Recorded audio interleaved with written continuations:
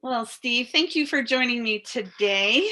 We're going to do our session for IECA using surveys and how to use these as we work with students. So thank you for being here.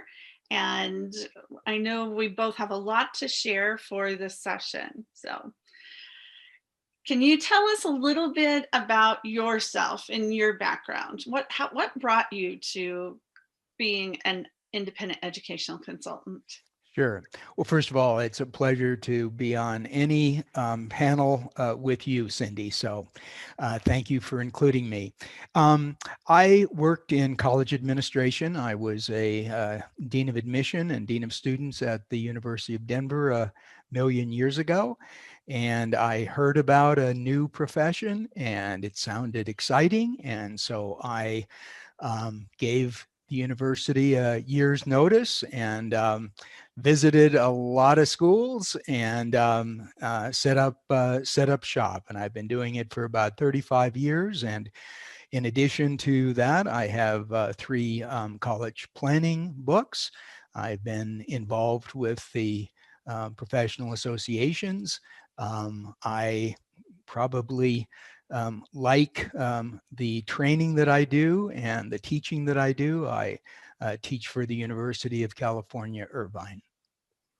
That's very exciting. So you were just part of the brand new profession when it was starting, and you've been a pioneer in this area. It was most of the people that were in IECA at that point were people doing boarding school work. So it's been a great run, and the profession has grown a lot, and you have helped it grow. So tell us a little bit about you. I started off as an independent, not even knowing there was such a profession. I actually started off doing financial aid consulting.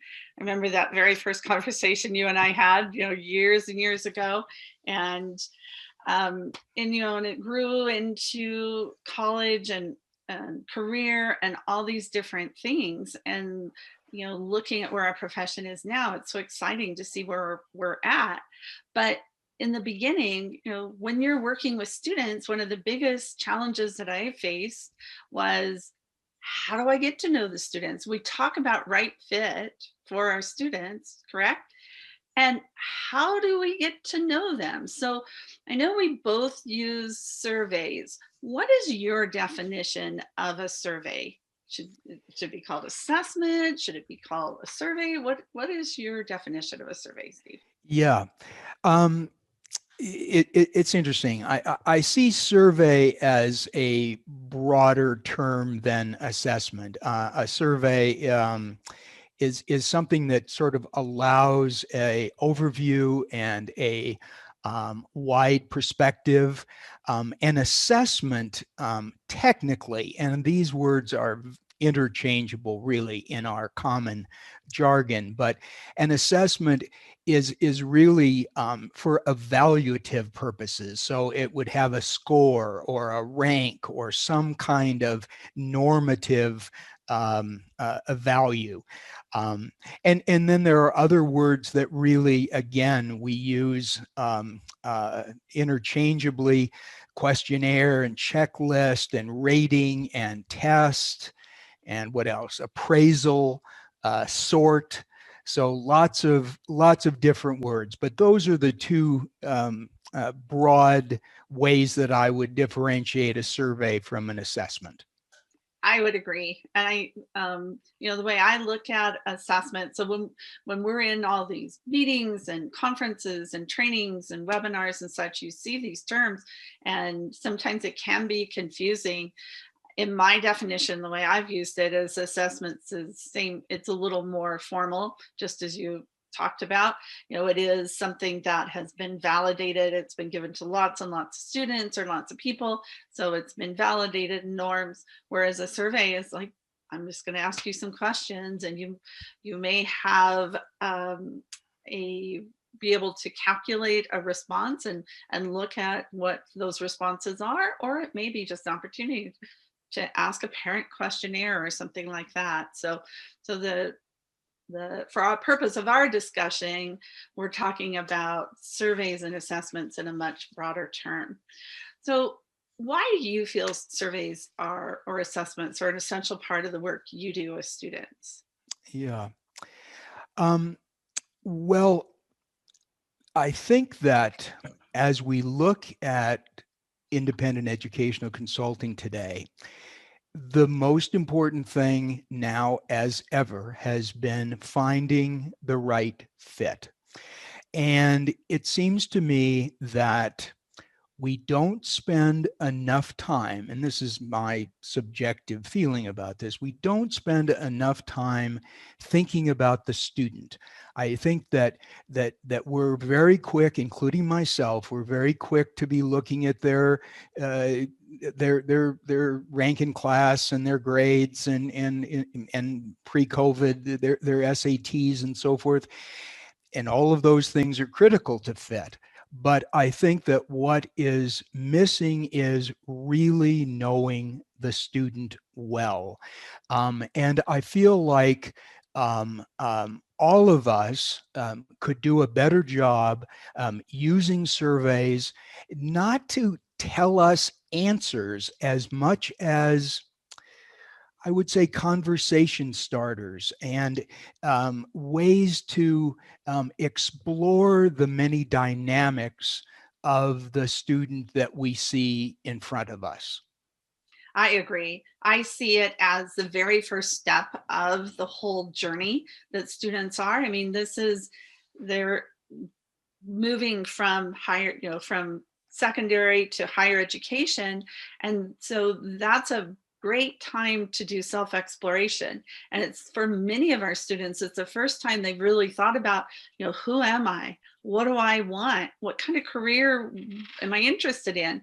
There are many careers out there that they've never been exposed to. So it's such a crucial part of that process is that self exploration, because how can we help them find the best fit, or for them to find the best fit or the best careers, the best major, if you don't ask them questions, and then really be able to help them reflect on it and give them enough time to not only it helps you as the advisor, but it also helps parents and it helps the students too. So Yes, I yes. agree with you. I think that surveys are an essential part. And I remember starting off, and I, go to the conferences, and I'd hear, "Oh, we're going to do best fit and right fit for your student." I'm like, how do I know? Yeah. If I don't ask them Right. questions, how am I going to know? Boston or Chapman or whatever school is going to be a better fit. Yeah, So yeah, you're absolutely right. And to go along with what you're saying, um, even though we are concentrating today on kind of what used to be called paper and pencil, they're now almost all virtual, but we're talking about assessments and questionnaires and things of that sort. But the other way that we learn about our students is through structured interviews. And so many of us have questions that we find to be more revealing, and those also are a part of really what we're talking about when we talk about engaging students using surveys. even in the writing process, right? When they're working on their essays and things, it can be such a help to have preliminary work that they do and questions that they can go over to start thinking and reflecting, so that when they do sit down to write, it has a lot more meaning and they have a lot more insights. And then we have a lot more insights. So that leads us to the next question is, how do you feel this benefits your practice by doing this? I think it helps in every way. We've already talked about it helping in terms of getting to know a student, but it also helps in terms of thinking about what that student is looking for in a college. It helps in terms of the discussion of majors and I never feel that with every student we have to arrive at a major. We know that that process evolves, but to discuss those things is really important. One of the items that's on the handout for this presentation is a visualization tool from Carleton College, and it's very interesting. What they do is they take students that are, let's say, biology majors and show where that leads. In other words, where Carleton students that majored in that ended up. So tools like that can be very beneficial to the practice because they encourage a wider range of discussion. And one other thing that I would add in terms of benefits, it's another way for the IEC to be seen as an expert. It's another way for us to be sure that whatever we're charging, that that students and families are getting their money's worth when they know that we're looking at Buffy from a whole wide range of perspectives. We're seen as more of an expert. I agree. I agree. And that's what that generates, the word of mouth, that helps with referrals, that helps build our practice in a lot of ways.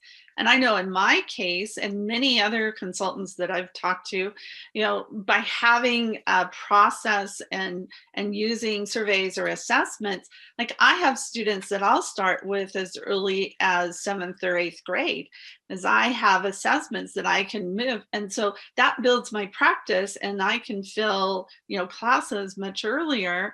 And more importantly, Steve, it gives us time as educational professionals to work with those students and their families over a longer period of time, because the more time you have, the better you're going to understand them, understand their needs, and watch them grow and progress. And so if we can start that early, then that can be very beneficial. And I think, I hear a lot of people talk about, oh, I don't want to start students too early. They're too anxious about college already. And that is all true. But if you structure it right, you can actually reduce that anxiety and help take off some of that pressure by helping them in that process, even because you don't have to emphasize this is for college. This is for you. This is for careers. This is for your self-exploration. So I see it really benefiting our practice and our profession by emphasizing surveys or assessments and building that as part of, it can be part of academic coaching. I do a learning styles one, and we're going to talk about that in a minute, but it's really helpful to share that. So, well, and to go along with your good point, I frequently make the distinction between college planning and college identification. College identification, where you're really trying to start matching, when does that start? Maybe 10th grade, but heavy duty in 11th and 12th. But college planning, if we're talking about learning about a young person, developing study skills, helping with time management, developing curiosity, knowing how important the level of courses that a student is going to take will be in terms of their later college identification. So earlier, I'm not sure there's any too early time for some of those college planning things. It's certainly wrong to talk to a 7th grader about whether BU is a better fit than Bentley, but it's certainly time to talk about these other factors. I think that's a great distinction. And I think that sometimes we do get lost in that nuances of, college planning should start really much earlier. And then the college identification can be something that is much, much later. So I love that, Steve. I love that. What types of surveys do you offer to your students? You've written 3 books. You have surveys that are very popular that are offered in the UCI classes. I teach for UCLA. I know people use them in our UCLA classes as well. So what surveys, what types of surveys and what surveys do you use with students? Yeah. Well, let me tell you that the reason that I did the self-survey for the College Bound and the reason that I have the qualities important in finding a college is when that book was written 28 years ago or something, there was nothing, and or at least I didn't know of anything, and so both of those instruments I use.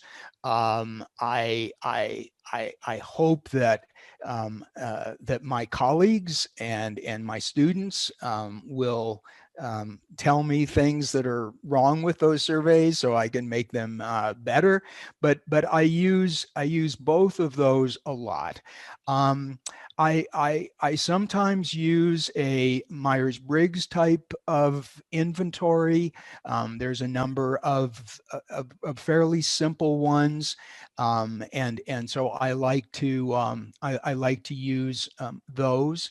I do on occasion use one of the career inventories, and as I said earlier, it isn't necessarily to identify the career. I use career um, surveys or inventories because I think that as a society we do a terrible job of helping young people know what's out there, what's available. And some schools do a better job than others, but I feel like I can help at least explore the territory, explore interests, and help them learn more about themselves from that perspective. Mm-hmm. Oh, I agree. I agree. What do you use? So I use a learning styles survey for the exact same reason I have adapted and developed. Having worked in Avid, and many people are familiar with the Avid program, we had surveys, and the self exploration is a big part of the whole Avid curriculum. So I have developed a learning style survey that I use. It's very effective with students. I've used Myers-Briggs type. We have some in Guided Path. Other people have them in other, other systems and things that they use.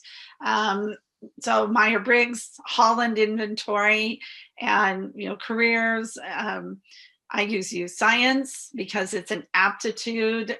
So many of these surveys and assessments are self-report, and so students don't always report accurately, first of all, and they may not be as accurate as they would like. So using something that's aptitude based, it's not based on what you say, but it's actually on what you do, I find that very, very valuable. So just having a full variety of things. And I include parents in this too.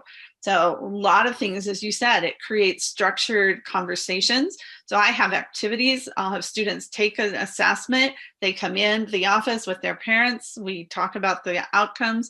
We go over the results, and it's very illuminating. It's so empowering and affirming for students to hear their parents say, yes, I believe this, or no, I don't. And it's really enlightening for parents to hear their students say, yes, this is who I am, or this is how I see myself. So I see it as a tool too to help the family, and have built almost all of my family activities are built around some kind of survey or assessment. So Wow. Well, that's really impressive. You really do use a lot of surveys, and you have found over the years that they're really beneficial to you. they Um, Before we get off of the general types of surveys, I just wanted to mention, and you can add to this, but the types of surveys that are available, or assessments, or whatever we want to call it, are incredible. There are surveys of transferable skills and study habits. And there are skills of learning and study strategies and personal style. There are surveys of listening. There are surveys of emotional intelligence. There's a whole group of surveys on Marty Seligman's site, Authentic Happiness at the University of Pennsylvania, that relate to our work. There's a number of surveys that connect school subject strengths with vocational preferences. Then there are all of the card sorts, Corsava and Animal Kingdom. There are card sorts that involve motivated skills and career values. So the extent of the possibilities for us as IECs in 2020 have never been greater. Just lots and lots of things, and many of them are free. Yes, some of them, like science, you have to pay for, but many of these are free. And I think that our colleagues should check some of them out and see what works for them, what works for their personality as IECs, and what works for the sort of students that they see in their practices. I agree. And especially now, we're all virtual no matter what. I know some people are starting because of COVID or starting to go back to the offices, but it gives you a way to offer this, and no matter what your environment. So in closing, Steve, we have a document that we have put together. We'll be talking about this, and we'll answer questions in the question and answer section that comes after this. But can you give us a little bit of a teaser in terms of what some of those different, because we have different categories. We've updated this list from what we did before, but it is a very comprehensive and it has different categories. So do you want to share what those are? Yeah, just a couple of things, and it is, if we say so ourselves, it's a pretty good list. I already mentioned the Authentic Happiness, where you find the Grit survey from Angela Duckworth's work and things on motivation. Educational Planner has a number of interesting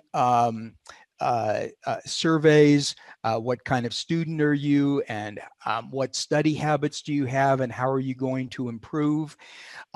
You're going to see a listing on the handout called Open Source Psychometric Project, and lots of interesting, they're all free. There's one that's an interactive personality test that you do a number of responses, and then it relates your personality to characters in fiction or in movies or TV. So, you might be close in character to Amy Farrah Fowler from Big Bang, or Hermione Granger from Harry Potter, or heaven forbid, Hannibal Lecter. So that's an interesting one. The personal style indicator, I think, is very useful and helpful. And let me see. What other just one other as a teaser. Strengths Mining has a strength profile that's free, that separates personalities into realized strengths, unrealized strengths, learned behaviors, and weaknesses, which I find really helpful. Absolutely. I think they're very valuable. So thank you very much.